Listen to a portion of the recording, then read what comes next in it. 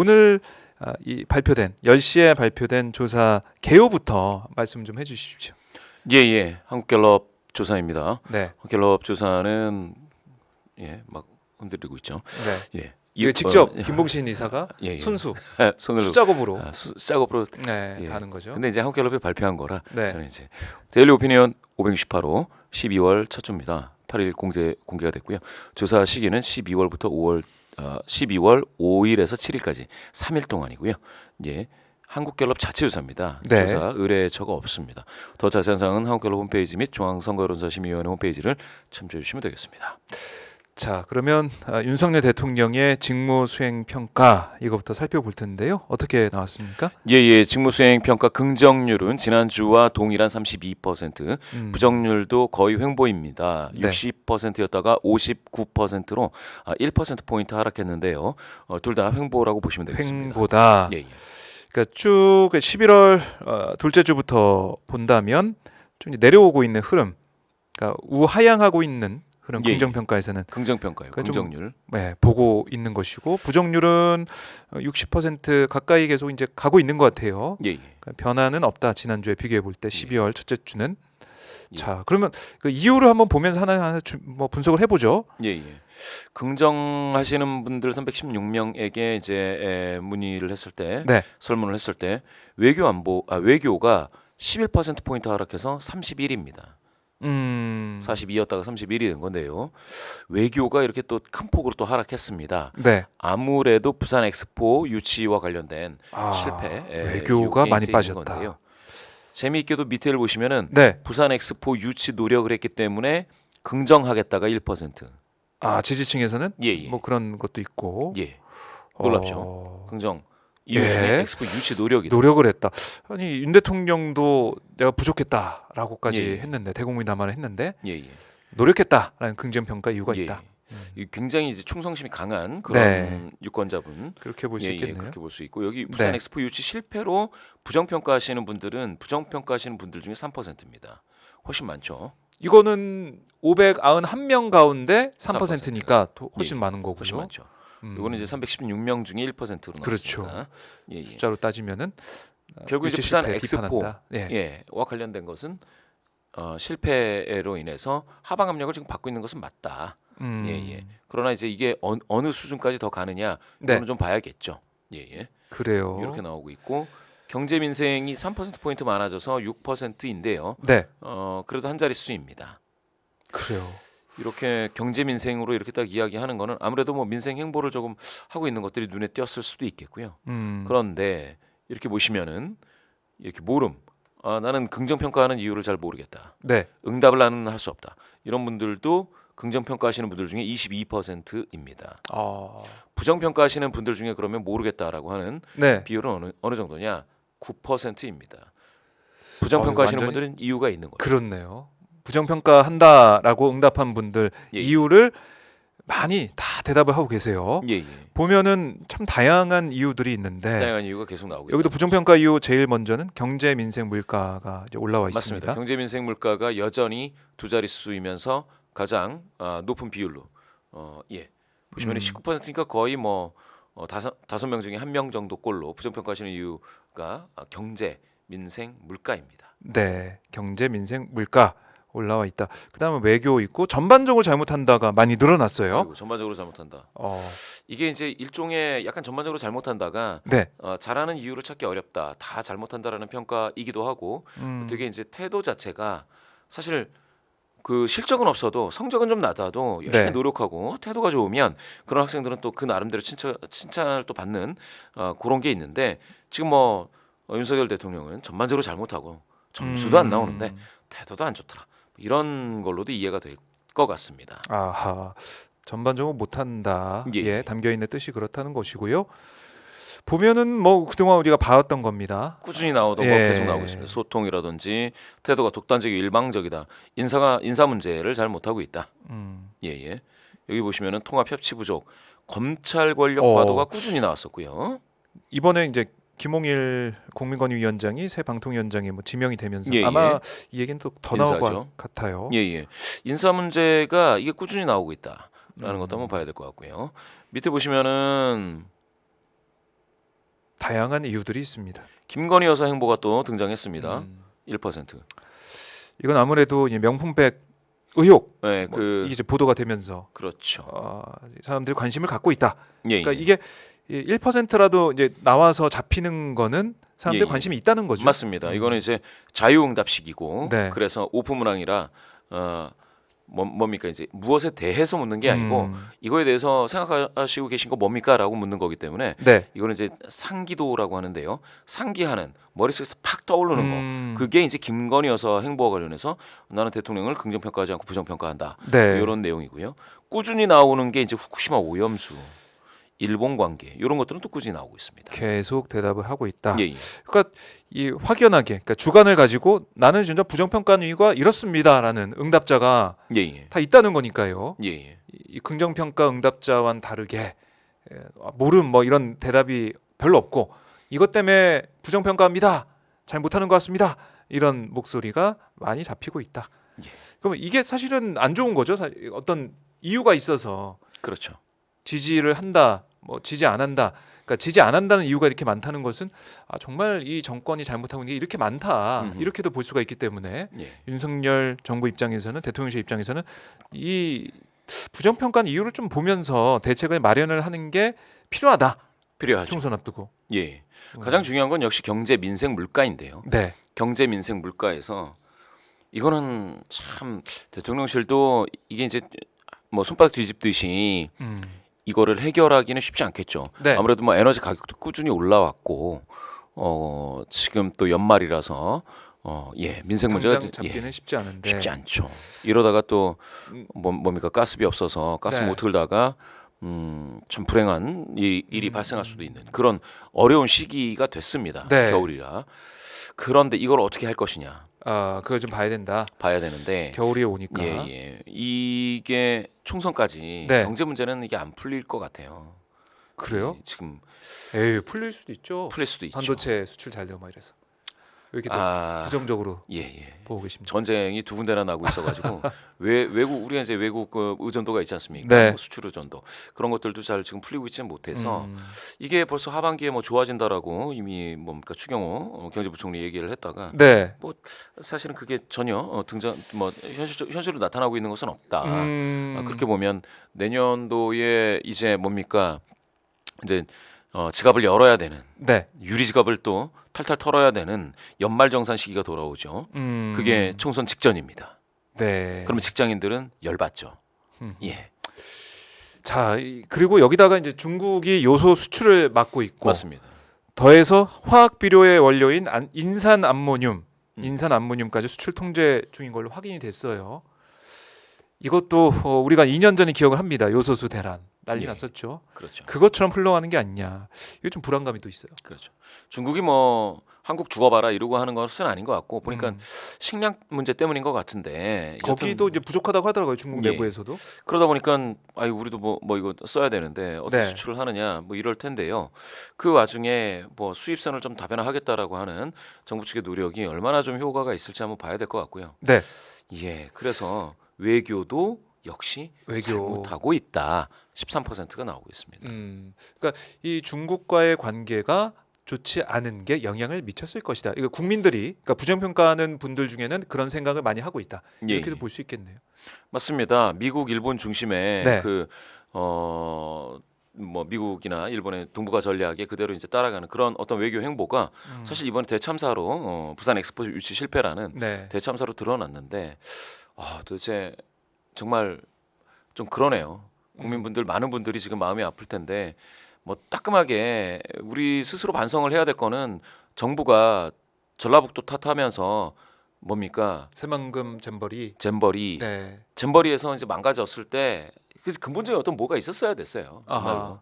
예, 망치질 다시 해서 뭔가 문제 있는 거 뜯어 고쳤어야 되는데 그거 안 되고 무슨 엑스포 유치한다고 하니까 도대체 그 외국을 많이 나가셔가지고 뭘 근거로 이 유치를 노력을 했는지도 언론을 제가 한번 뒤져봤거든요. 그동안. 네네. 잘 안 나와요. 도대체 그냥 만나기만 하면 만났다. 되는. 정상들 만났다. 그렇죠. 누구누구 만났다. 그럼 뭐 도와달라 이럴 수는 있을 텐데 뭔가 근거가 있어야 되지 않습니까? 우리가 뭐 그런데 사람들은 속으로 그러겠죠. 잼버리 때 뭐 완전히 망가진 다음에 도대체 어떤 소 잃고 외양간이라도 고쳤냐 이런 거 물어볼 때 근거가 없어요. 제가 봤을 때. 네. 그러니까 이제 설득이 안 되는 거죠. 예, 부산은 뭐 그렇게 안 덥다, 물 많다 이런 얘기 할지 도대체 무슨 얘기를 하고 왔는지에 대해서 아무런 게 드러나 있지 않습니다. 도대체 이제 국제 무대에서 이렇게 국격이 뚝뚝 떨어지는 듯한 이 느낌. 네. 그럼 2040년까지 참아라. 그때 잘 안 되면 그럼 2055년까지 참아라. 뭐 이렇게 할 건가요? 이게 좀 많이 네. 특히나 이제 부산 분들은 가슴에 아주 그냥 큰 대못이 박히는 듯한 그런 느낌으로 괴로우실 텐데. 그래요. 그게 작용하고 있다. 외교 면에서 엑스포 아유, 문제, 그렇습니다. 중국 문제도 그렇고. 아니 솔직히 잘하는 거는 외교다 그랬는데 외교에서 이게 실적이 안 나오지 않습니까? 그런데 경제 민생 물가는 네. 이거는 잡힐 수 있는 그런 범위에 있지 않은 것 같아요. 그렇게 따진다면 도대체 대한민국 걱정되죠. 그러면서 뭐 정책 당국에서는 뭐 잘 될 거다. 네. 하반기에 뭐 긍정적인 흐름으로 보일 것이다. 아유. 그래요. 지금 뭐 나타난 거는 다 힘들잖아요. 힘들죠. 예, 힘들고. 지금 뭐 서민은 다 죽게 생겼고 뭐 중산층도 막 흔들흔들하고 지금 삶이 피폐해지고 있는데 솔직히 이거를 정부에서 긴축재정 일변도로 해가지고 어떻게 될지 여기 밑에 보십시오. 서민 정책 복지 이게 문제가 있어서 부정평가한다. 밑에 보시면 그런데 국고 재정은 또 낭비하는 거 아니냐. 국내 문제는 또 소홀하는 거 아니냐. 이거 지금 그렇네요. 진짜 이게 다 이런 거예요, 다. 이게 지금. 네. 그러니까 내용을 보면 윤석열 정부가 정말 일을 못 하고 있다. 그렇죠. 외교부터 뭐 경제, 사회 정책까지 다 못 하고 있다. 이렇게 보일 것 같아요. 정부가 해야 될 기본적인 기능이 지금 잘 안 되고 있다라는 평가들이 계속해서 나오고 있는데 참 지금 답답하네요. 이 불수능 수능 결과 수능 만점자 재수생 1명이라고 지금 나오는 것 같은데 불수능이 됐어요. 킬러 문항은 없다고 했는데 불수능이 돼서 지금 아마 학부모님들 또 수험생들은 너무나 좀 화가 많이 났을 것 같은데 이거는 아직 반영이 안 된 거겠죠? 반영은 안 됐습니다. 이 상황이 그런 것들은 반영이 되지 않았는데 아직도 반영이 안 됐고 그리고 요소수 사태도 아마 제대로 다 반영이 된 것 같지 않은데 이게 엑스포도 그렇고 중국과의 관계 이것도 그렇고 그러니까 윤석열 정부의 1년 6개월의 외교 정책의 그 결과 성적표를 받아든 셈이 아니겠습니까? 그렇죠. 그럼 정말로 결과가 나오고 있기 때문에 연말에 이게 나오고 민생도 안 좋고 이러다 보니까 윤 대통령 입장에서는 뭔가 지지율을 반등할 수 있는 모멘텀이 좀 안 보인다 이런 생각도 드네요. 그러니까 제시하는 이슈라든지 이슈 파이팅을 해서 던져왔던 것들 그 정책들이 사실 역효과가 너무 많았어요. 결실을 맺을 그 시기인데 지금 총선 앞두고 이제는 결실이 나와줘야 되고 그걸 가지고 국민분들께 평가를 받겠습니다라고 이제 뭐 내놔야죠 성적표를. 이렇게 윤석열 외교가 해냈다. 그렇습니다. 그런데 지금은 이대로 가다가는 뭐 국제적인 고립 상태를 뭐 벗어나기 어려울 것 같다라는 느낌마저 29표 이건 좀 119대 29. 충격이 있을 수밖에 없다. 그리고 뭐 사우디가 돈 가지고 발랐다고 하는데 아니 그런 거를 분석이라고 하고 있으면 우리는 외교하면 안 돼요. 사실 그거는 변수가 아니고 상수죠. 사우디가 뭐 돈 많은 나라니까 돈 가지고 뭘 했겠죠. 아니 그런 거를 가지고 핑계를 대면 안 되는 거죠. 그럼 그걸 모르고 있었느냐? 아니 사우디 돈 많은 거 모르고 저쪽에서 뭐 빈털터리로 뭘 하려고 했었을까? 아니 그런 생각을 하면 이건 분석이 아니고 남 탓이에요 또. 사우디 돈 많으니까 문제다. 그럼 사우디 등장하면 안 했어야죠. 그렇죠. 이게 돈 싸움이라고 하면 우리가 돈을 더 많이 쏟아붓거나 그렇죠. 아니면 그 돈을 뛰어넘는 비전 제시나 아니면은 어떤 외교를 했어야 되는데 그게 안 됐다. 저는 이거 언론에서 나오는 그런 분석들도 못마땅한 겁니다. 이건 근본을 다시 들어가야 돼요. 우리가 지금 외교라든지 이런 문제에 대해서 뭘 지금 진짜 잘못하고 있는 건가? 러시아하고 이렇게 척져가지고 이게 되는 문제인가? 우리 로켓 다 러시아가 기술 준 건데 그런 생각들을 좀 발상을 좀 전환해야 되는데 제가 봤을 때는 애매해요. 애매하다.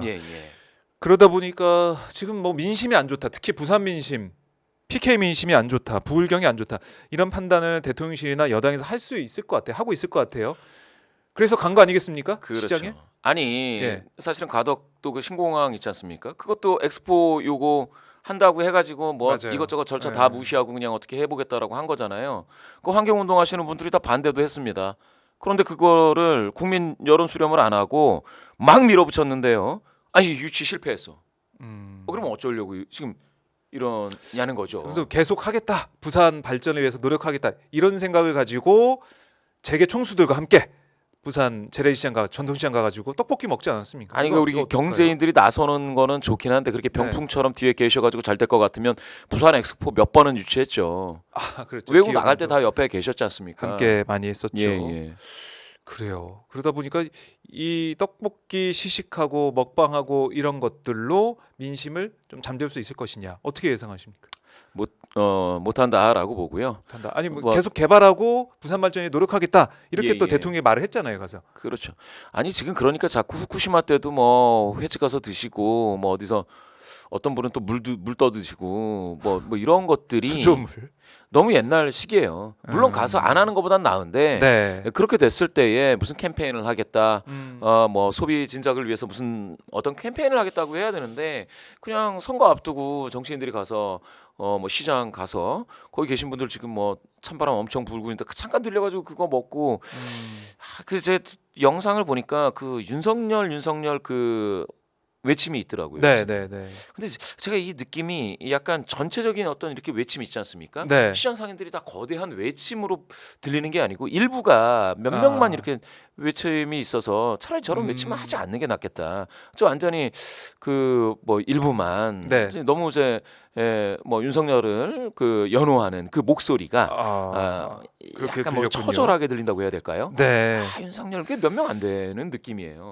그러니까 야 저런 거는 합창이 아니라 독창처럼 들렸다. 그렇죠. 그러다 보니까 별로 대단한 것도 없고 그리고 어디 가시면은 많이 이렇게 뭐 물고기 같은 것도 이렇게 쥐고 이러시는데 그게 뭐 예전 같은 푸틴 그 러시아 대통령이 우통 벗고 뭐 샤워하듯이 찬물로 샤워하듯이 그런 걸 보여주시는 건지 그럼 난 아직 뭐 힘 안 빠졌어 뭐 이런 건데 그거보다는 사실은 자기 과시가 아니고 이 서민들의 어떤 어려운 어떤 경제를 보듬는 그런 게 좋지 않습니까? 그런 정책이 나와야 돼. 그렇죠. 정책이 나와야죠. 떡볶이를 드실 게 아니고 떡볶이를 드시는 많은 분들에게 뭐 어떤 정책을 하겠다. 뭡니까 상품권이라든지 지역 화폐라든지 이런 부분에 대해서 어떤 방식으로 이제 소비 진작을 위해서 노력하겠다. 근데 그런 예산들은 막 깎이면서 아니 정잡고 가셔가지고 그거 드시면은 아니 호주머니에 자기 돈은 있는 거죠. 그거 저는 이 정책이 경제 정책이 지금 문제다. 이렇게 보고 있습니다. 이렇게 해서는 안 된다. 지금 여기 다 경제 이게 반영이 되어 있어요. 이것도 한번 보시죠. 네. 자 김봉신 이사 노트북에 연결돼 있습니다 지금. 예, 노트북입니다. 네, 직접 이제 하시는 거예요. 예. 아들한테 좋은 거 사주고 받았습니다. 네, 아들 노트북을 물려서 쓰고 있는 김봉신 이사님. 예. 이거 저 MBS거든요. MBS 어제 발표된 거죠? 예. 아 이거 한번 보세요. 이게 푹 떨어져가지고. 네. 이게 지금 뭡니까?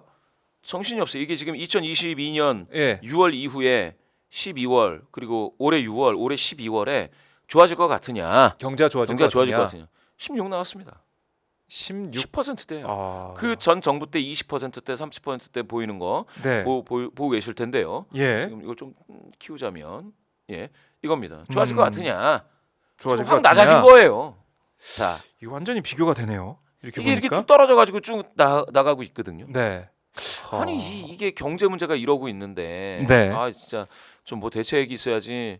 예.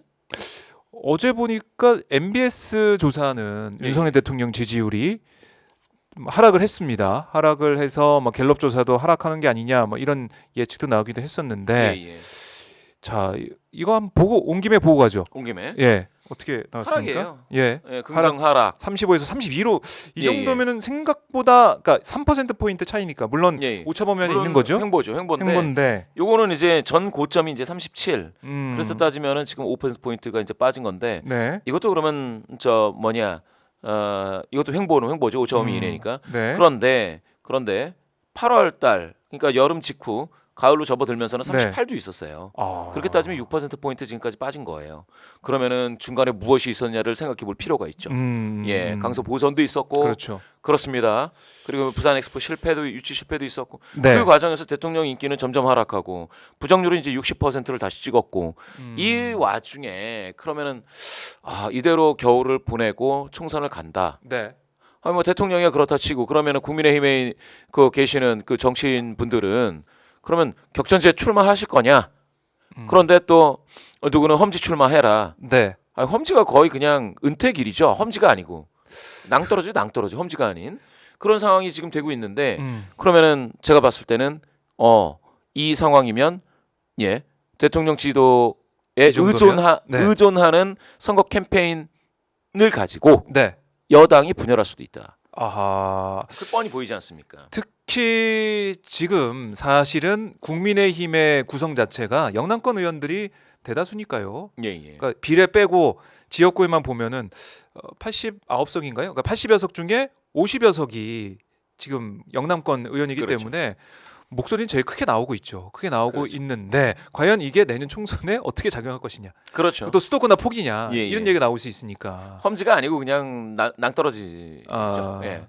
그렇게 될 수밖에 없다. 점프해라 뭐 이건데. 네. 예, 밖을 나가면. 예. 그러니까 이제 버티는 거죠, 뭐. 다들. 그러니까 다들 버틸 수밖에 없고 또 새로 들어가겠다라고 머리를 내면은 뭐 일종의 뭐 여러 핵관 분들 그런 분들이 뭐 새로 가려면은 자기들이 뭐 격전지 가겠습니까? 그렇죠. 못 가죠. 노른자위로 가야죠. 당선될 만한 곳에 예. 가는 게 인지상정인데. 그렇죠. 이 후광 효과가 없다라는 거예요. 없다. 대통령의 후광 효과는 기대하지 마라. 지금 그러면, 현재 여론 흐름을 보면. 그러면 강서보선에서 김태우 후보처럼 네. 뭡니까? 공천은 받고 거리두기 할 거냐? 공천 받기 전에 거리두기 할 거냐? 그 선택이 남아 있는 거죠, 지금. 지금은 12월입니다. 12월 8일인데 예. 총선이 다가올수록 공천이 다가올수록 결단 내려야 된다. 그렇죠. 국민의힘 의원들. 지금 제가 봤을 때는 기회는 이제 크리스마스하고 그다음에 연말연시 있지 않습니까? 요때밖에 없어요. 그때 대통령실에서 뭔가 뭐를 해가지고 이렇게 뒤집지 않으면 40% 선을 와 닿거나 넘지 못한다면 그 뒤집기가 쉽지 않을 거예요. 왜냐하면은 1월, 2월 되면 이제 졸업 시즌 나오지 않습니까? 졸업 시즌, 입학 시즌 되면 이게 민심이 좋아지는 게 아니에요. 그래요? 그러면 졸업하는 사람들 뭐 취직하냐 마냐 이 얘기가 나오죠. 입학하면은 돈 들어가죠. 이러면 또 이게 뭐 백투스쿨 시즌이라 그래서 학교 다시 들어갈 때 주머니가 또 얇아집니다. 그다음엔 이제 연말정산 들어가죠. 그럼 직장인들 열받죠. 그렇게 되는 거예요. 점점 그게 이제 말리는 겁니다. 그렇게 되고 바로 2, 4분기 시작이 바로 총선인데 그러면은 내년 시작하면은 제가 봤을 땐 대통령실에서 후광 효과를 회복할 길은 없을 것 같고 올 연말에 예수님 은총을 어떻게 이용해가지고 뭘 해봐야 되는데 이 정도면 이거를 12월 11일부터 네덜란드 국빈 방문한다고 합니다. 외교적으로 플러스된 요인인지. 그러니까 제가 생각했을 땐 국빈 너무 가요. 다 국빈이에요. 다 국빈. 처음에 국빈 한 번 갈 때 한 번은 국빈 가시네 이렇게 생각하실 수가 있잖아요. 많은 국민분들이. 그런데 다 국빈인데 아니 딴 데 가선 국빈이라고 대접 갖고 우리나라 국민들은 빈곤해지는 국빈이 되니까 우리나라는 빈곤해지고 저쪽은 외국 가서는 국빈이라고 투자도 막 하고 황금마차 그리고 거기다가 뭐 그 나라 좋게 만든다 이런 거 아닙니까? 그 나라에서 공장 지어준다 이게 맞는지. 그래요. 국민들이 볼 때는 참 허탈하죠. 이게 실적이라도 있어야죠. 부산 엑스포라도 우리 식구를 잘 챙겨야 되는데. 그렇죠. 부산 엑스포 가져오든가 아니면은 떡하니 뭐 요소수 사태 일어나면 어느 나라에서 싸게 공급하겠다 뭐 손 한번 잡는 국가가 있다든가 이런 게 있어줘야죠. 맞아요. 중국이 아니면 우리가 도와주겠습니다. 그렇죠. 우리의 외교를 통해서. 뭐 그런 나라 하나 등장하지 못하는 그 요소수 사태가 뭐 2년 전에야 뭐 깜짝 놀랬다 이렇지만 지금은 그런 일이 이제 한 번 있었으니까 이제 준비도 했을 법한데. 그렇죠. 2년 전에 윤 대통령이 이제 대통령 되기 전에 2년 전에는 정부를 엄청 비판했거든요. 그렇죠. 지금 똑같은 상황이죠. 그렇죠. 근데 그러면 몰라서 당한 거냐라고 한다면 이거는 준비 부족이죠. 그러니까 지금 제가 봤을 때는 이건 전 정부 책임이라고 할 수 없잖아요. 지금 이렇게 되면. 그러니까 이게 탓하기가 또 애매한 거예요. 그때 전 정부는 그래서 얻어맞을 거 다 맞은 거잖아요. 그렇지. 잘못했다고 해가지고. 그럼 지금 뭐가 바뀌고 준비를 해줘야 되는데 이게 지만 전부 다 이게 여론에 그냥 꽉 들어찼습니다. 국민분들의 답답한 거죠. 이사님이 제일 답답해 보이세요 오늘. 저도 힘듭니다. 국민의 한 사람으로서 힘들다. 그리고 이것도 좀 궁금한데 영화 서울의 봄 500만 돌파했어요. 그렇죠. 많은 인기를 끌고 있습니다. 이제 보신 분들 뭐 여러 가지 소감평, 관람평 남겨두고 계신데 서울의 봄 이 영화가 또 여론에 어떤 영향을 미칠지 이것도 좀 궁금한데요. 어떻게 예측하십니까? 이번에 좀 반영이 됐나요? 어떻습니까? 이번에는 반영은 되지 않았습니다. 이번에는 반영이 됐다고 보기 어려운데요. 네. 이게 잔잔하게 영향을 미칠 게 사실은 지금 20대가 작년에 네. 지방선거 끝나고 대통령 긍정평가가 많이 빠져버렸어요. 선발 연령으로 따지면은 남성 20대에서요. 네. 긍정률이 하락하는 폭이 그 기울기가 가장 가파르게 빠졌습니다. 자, 이 상태에서요. 예. 서울의 봄이라는 게 사실은 제가 봤을 때 이 청년층에도 네. 정신적인 충격을 많이 줬을 거예요. 도대체 이 나라가 이렇게 황당하게 되는 게 네. 이렇게 됐구나. 그러면 현 정부를 안 볼 수 없고 또 전두환 대통령과 관련해 가지고 네. 윤석열 대통령은 그 뭡니까 후보 시절에 네. 약간 좀 찬양하는 듯한 찬양까지는 아니더라도 정치 하여간에- 잘했다. 예. 뭐 이런 얘기 했지 예, 않습니까? 좋은 평가를 하고 했는데 네. 과연 거기에 대해서 그러면 지금 청년층이 생각했을 때 과연 그 평가가 맞았느냐도 생각을 해볼 필요가 있고요. 지금 전두환 대통령 이제 전두환 씨라고 씨라고 해야 되죠. 예. 그 뒤에 못 붙이게 돼 있죠. 네. 전두환 씨가 사망하고 나서도 어디에 그 파주에 가려고 그랬는데 갈 데가 없는 거예요. 네, 못 갈 갔어요. 데가 없는 상황입니다. 아하. 참 이게 말이 안 되는 거죠. 음. 현대사의 그 아주 불행한 네. 그 현대사를 대한민국을 그렇게 구렁텅이로 빠뜨린 장본인이었는데 음. 거기에 대해서 그럼 윤석열 대통령의 역사적 평가는 무엇이냐? 묻고 있네요. 우리 그렇죠. 국민들이. 그러니까 윤석열 대통령은 거기에 대해서 그러면 서울의 봄을 참모들과 네. 같이 가서 보고. 관람을 할 거냐? 생각을 해야 돼요 이거.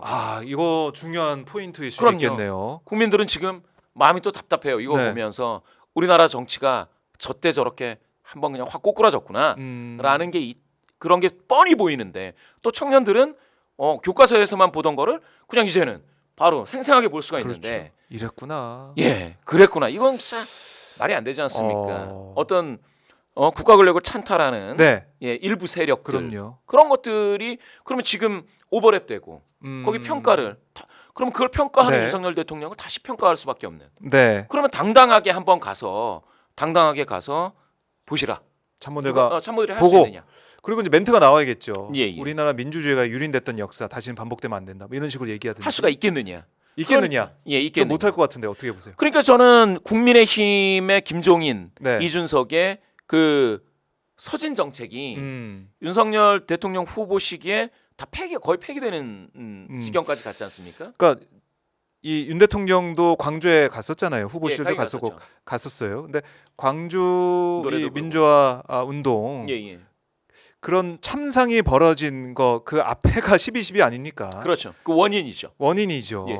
그럼 그 영화를 보고 예. 국민들을 향해서 대국민 메시지로 이 광주의 그 정말 이 사륙 이 정말 그 피해가 있었던 그 원인을 제공했던 12.12 이런 일은 다시는 벌어서 안 되고 맞습니다. 국민 여러분 민주주의 잘 지켜나가겠습니다. 이런 멘트가 나오면 국민들이 달리 보겠죠.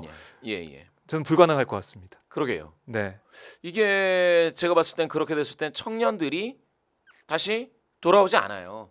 작년에만 확 빠졌습니다. 네. 대통령 긍정률이. 그게 다시 돌아오지 않는다라는 건 그러면 대선 때 그렇게 신승을 거뒀던 그게 다시 등장하기 어렵다. 다시 얘기해서 총선 때 그러면 청년들한테 뭘 가지고 호소할 것이냐. 이렇게 되는 것이죠. 그러니까 이른바 이준석 대표 시절에 예. 내세웠던 세대포 이론. 세대포 이론. 예. 뭐 젊은 층과 2030과 60대 이상이 40, 50대를 포위했던 이 전략. 그렇죠. 이게 안 먹힐 수도 있겠다. 이제는 그 고령 내지는 이제 보수 성향이신 고령이신 분들 이분들이 포위 당할 수도 있어요. 지금 청년 세대가 거의 보면은 40대하고 같이 이제 흐름이 잡히고 있기 때문에 쉽지 않다 이렇게 보셔야 될 것 같고요. 예. 그렇게 따지면 이준석 대표가 그러면은 다시 뭐 만류하는 여러 사람들에게 잡혀서 포섭돼서 다시 국민의힘에 남아서 청년들한테 하소연을 한다. 네. 저는 그것도 지금 애매해요. 애매하다. 예, 그런다고 해서 청년들이 와 이준석 전 대표 여기 있네. 그러면 우리가 지지를 또 여러 같이 해줘야겠다. 이렇게 갈 거냐? 학습 효과가 있거든요. 그렇죠. 예. 그리고 이준석 전 대표가 국회 기자회견장에서 눈물까지 보였잖아요. 예. 해병대원 순직 사건 어떻게 할 거냐. 음흠. 거기다가 홍범도 장군 흉상 이전 문제 또 이태원 참사 등등 해가지고 여러 가지 이제 국민들이 바라보고 있는 이 사안들을 전향적으로 대통령이 입장을 바꿔서 정말 전향적인 모습을 보여줄 것이냐. 뭐 이런 조건을 얘기했단 말이죠. 예. 근데 그게 충족이 안 됐는데 윤석열 대통령이 손을 잡는다. 이준석 전 대표가. 그렇죠. 저는 그렇게 되면 이 전 대표의 정치 인생도 힘들 것 같기도 하고요. 그렇죠. 네. 그러니까 이준석 전 대표 같은 경우에는 뭐 알면서도 계속 당하면 당하는 놈도 문제다. 뭐 이런 그 식의 발언을 했지 않습니까? 그 얘기는 이준석 전 대표한테도 해당이 되지만 네. 이준석 전 대표를 믿고 국민의힘을 지지했던 청년들, 특히 뭐 남성 청년들한테도 해당이 돼요. 아니 뻔히 지금까지 뭐 제대로 나온 게 없는데 그러면은 또 지지하느냐라고 네. 했을 때 이분들이 과연 어떻게 할지는 지켜봐야 됩니다. 자, 그러면 윤 대통령 입장에서는 계속 이제 악재가 등장을 하고 있다. 그렇죠. 영화 서울의 봄도 그렇고 부산 엑스포 문제도 그렇고 예. 거기다가 뭐 김건희 여사 명품백 의혹 이것도 지금 제대로 대통령실에서는 얘기는 못 하고 있어요. 그러니까 국민들이 볼 때는 영상에서 보도된 내용을 보면은 받은 것 같은데 그 대화도 뭐 오고 간 거 보면은 받은 것 같은데 물론 함정 취재 논란 이것도 이제 뜨겁습니다. 그렇지만 그걸 차치하고라도 아니 영상이 찍힌 이런 부분들 어떻게 되는 거지? 그러니까 아니면 아니다. 뭐 기면 기다. 잘못해서 잘못했다 사과라든지 아니면은 뭐 그게 조작이 된 거다 이렇게 얘기하든지 대통령실에 뭔가 멘트가 있어야 되는데 없어요. 이것도 어떻게 작용할지. 거기다가 지금 노란봉투법과 방송산법은 거부권 행사했죠. 행사해서 뭐 오늘 재표결이 있습니다. 뭐 통과가 안 될 것 같아요. 근데 12월 28일 본회의에서 이른바 쌍특검이 표결될 거란 말이죠. 그럼 피할 수 없어요. 12월 20일 이후에 자동 상정이 되니까요. 표결은 피할 수 없습니다. 그 통과됐을 때 과연 윤 대통령이 또 어떤 결정을 할 것인지. 그러니까 국민들이 바라본 포인트가 쭉 서 있습니다. 맞습니다. 그 참 윤 대통령 입장에서도 참 고민스러울 것 같아요. 제가 봤을 때는 예전 정부들로 보면은 보통 이제 레임덕이라는 게 그 소속된 정치인, 그 자당 정치인들의 거리두기에서부터 시작이 되는데 그리고 이제 마지막 레임덕의 적이 막장에 가면 친인척 비리가 등장하죠. 아 그래요. 근데 지금 이게 그냥 다 한꺼번에 왔다. 나타나는 듯한 그렇네요. 겹쳐서. 시차를 두지 않고 한꺼번에. 이거는 뭔가 그런데 대응을 안 하고 있는. 네. 마치 한국말로 된 뉴스는 우리는 안 봅니다라고 하는 것처럼 대응을 안 하고 있는. 이게 도대체 뭔가 그 윤석열 대통령 장모 그 실형 살고 있지 않습니까? 그런데 거기에 대해서는 또 언급이 없는 거 아닌가요? 뭐 사법부의 결정에 대해서 따로 언급하지 않는다 이렇게 얘기를 하고 있는데 묘하네요. 네. 이렇게 봤을 때 제가 봤을 때는 그래서 이 흐름이 바뀌지가 않는다. 그래요. 모르겠습니다. 뭐 갑자기 뭐 어디 절에 갑자기 들어가서 열을 나는 수도하겠다 이런 막 굉장히 신박한 그런 아이디어가 아니면 이 흐름이 바뀌지 않을 것 같아요. 흐름을 돌릴 수 있는 뭔가가 필요한데 그걸 할 가능성도 잘 보이지 않고 기류도 안 보인다 이렇게 말씀하고 계시고